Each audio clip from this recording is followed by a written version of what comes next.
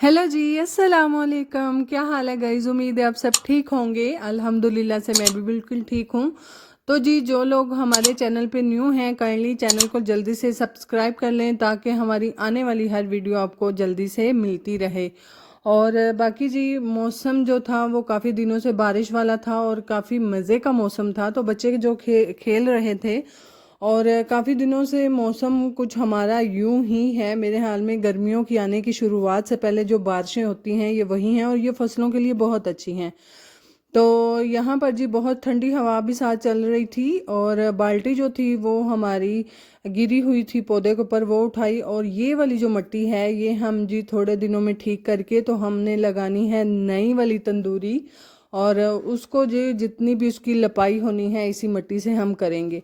तो खैर बच्चे खेल रहे थे और जैसा कि आप देख सकते हैं कि परिंदे भी काफ़ी खुश हैं इस मौसम की वजह से। तो सर्दी तो खैर हो ही जाती है इस तरह के मौसम में, बहरहाल बहुत मज़ा आता है। और जी साथ साथ हमारे घर में जी आज बन रहा था मछली और साथ में उबले हुए चावल, मछली का सालन और उबले हुए चावल। और काफ़ी हमारे घर में ज़्यादातर जब भी खाई जाती है वो फ्राई ही फ़िश खाई जाती है। बहुत कम इस तरह सालन बनाया जाता है क्योंकि बच्चे नहीं पसंद करते और बड़े जो हैं वो तो खैर खाते हैं और मज़े से खाते हैं। तो मेरे हस्बैंड जो हैं वो लेकर आए थे जी फ़िश, और मुझे ये था कि फ्राई करने के लिए लेके आए हैं। तो फिर उन्होंने बोला कि नहीं, शाम में सालन बनाओ और दूसरा साथ में चावल या फिर रोटियां। तो मैंने फिर साथ में चावल बनाए और अच्छे से यहाँ पर जो मैंने फ़िश थी उसको धोने के बाद उसको मैंने, नमक तो खैर वो बाज़ार से ही लगा देते हैं फ़िश को, तो नमक नहीं लगाना चाहिए। और मैंने हल्दी लगाकर तो हाफ़ फ्राई कर लिया था फ़िश को। इस को हाफ़ फ्राई करने की वजह ये थी कि इससे जो फ़िश होती है वो सालन में जल्दी टूटती नहीं और स्मेल भी, जितनी इसकी रॉ स्मेल होती है वो ख़त्म हो जाती है फ्राई करने से। तो इस तरह अगर हम दूसरी तरह पकाएंगे डायरेक्ट मसाले में डालकर भूनते जाओ तो इस तरह फ़िश टूट भी जाती है और स्मेल भी ना कोई इतनी ज़्यादा जो है ना वो जाती नहीं है। तो खैर यहाँ पर बिल्कुल सिंपल से मसाले जो थे वो डाले थे, प्याज और जो लहसुन था वो कूट के। तो अच्छे से यहाँ पर मैंने थोड़ी देर इसको हलाने, आराम आराम से हलाया था। और ज़्यादा अगर हलाएंगे तो ये जो है टूट जाती है। तो मैंने आराम से हलाने के बाद इसमें जी पानी डाल दिया और पानी डालने के बाद इसको थोड़ी देर जो है यानी कि जिसे कह लें कि मसाला जो होता है ना, इसका जो शोरबा है वो थोड़ा एक थिकनेस पकड़ ले। तो फिर मैंने इसका चूल्हा बंद कर दिया। तो यहाँ पर जितनी क्वांटिटी आपको रखनी होती है अपने हिसाब से रखिएगा। मैंने 2 मग पानी के डाल दिए थे जो कि हमें काफ़ी थे, क्योंकि वो भी इसलिए कि चावलों के साथ जो है शोरबा खाया जाना था और शोरबा ज़्यादा हो तो फिर ही मज़ा आता है।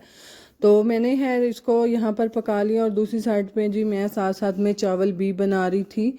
और जैसा कि आप देख सकते हैं यहाँ पर हमारी हंडिया जो है वो बन के तैयार है। और कुदरती तौर पर मैंने हमारे घर में ना जब भी मैंने देखा है ना, मेरे साथ पता नहीं हमेशा से इस तरह होता है कि सूखा धनिया जब भी मुझे ज़रूरत पड़ती है ना तो तब ही वो मिलता ही नहीं। और इतना मैंने ढूंढा, ढूंढने के बाद जी वो फिर भी मुझे नहीं मिला। और जब इस तरह से हंडिया बन जाती है ना तो फिर ऊपर से जो हरा धनिया ना वो सॉरी सूखा धनिया वो कूट के डालने से वो ज़्यादा उसका फ्लेवर इन्हेंस होके आता है। तो दूसरी साइड पे मैं बॉयल चावल भी बना रही थी और पानी को बॉयल आ गया हुआ था और मैंने इसमें चावल डाल दिए थे। और चावल डालने के बाद जो है इनको मैंने रख दिया। ये तो आम सी रेसिपी है, सबको पता है। और साथ साथ जी दूध बॉयल कर लिया। और दूध बॉयल करने के बाद ये हमारी रूटीन होती है डेली वाइज की। तो बच्चे जो थे वो भी साथ साथ जी खेल रहे थे। और मौसम जो था आपको अगर मैं दिखाती चलूँ तो बादल जो थे वो आहिस्ता आहिस्ता ज़्यादा ही गरज मरज रहे थे और अच्छा खासी आवाज़ में बादल जो थे वो गरज रहे थे। और यहाँ पर जी हमें एक अदद मिल गई थी बिल्ली जो कि दीवारों से ऊपर, ये हर घर में मेरे हाल में वो कहते हैं ना बिल्ली जिन्ना चर सत्त घर फिर ना ले उन्हें सुकून नहीं आंदा। तो ये तकरीबन हमारे गांव के हर घर में जाती है और फजर देखकर उसको जी बहुत खुश हो रही थी। और इस तरह का मौसम था। और इस तरह के मौसम जो है वो किस किस को पसंद है कमेंट्स करके बताइएगा। और जी हमारे गांव का तो मौसम कुछ इस तरह का होता है। क्योंकि इस तरह का जो मौसम होता है ना वो काफ़ी एक एक अपनी ही अलहदा ही उसकी फीलिंग होती है। और मेरे हाल में तो हर बंदा ही इस तरह के मौसम में एंजॉय करता है। और मेरे काफ़ी मना करने के बावजूद भी मेरे बच्चे जो थे वो मना नहीं हो रहे थे।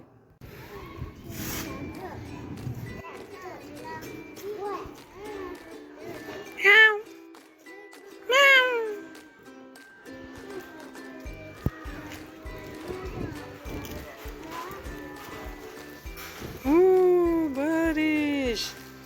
ओए चलो अंदर, अंदर चलो, अंदर चलो अजर, चलो अंदर, अजर अंदर चलो।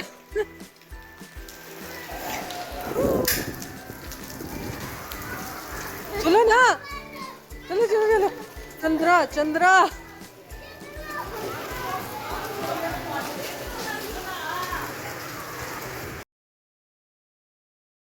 तो जैसा कि आपने देखा कि देखते देखते जी बारिश इस तरह से आई और इतनी मोटी मोटी बारिश थी और सारे के सारे जो गली में बच्चे और लड़के खेल रहे थे वो जी हमारी दीवार के साथ आकर इकट्ठे होके खड़े हो गए।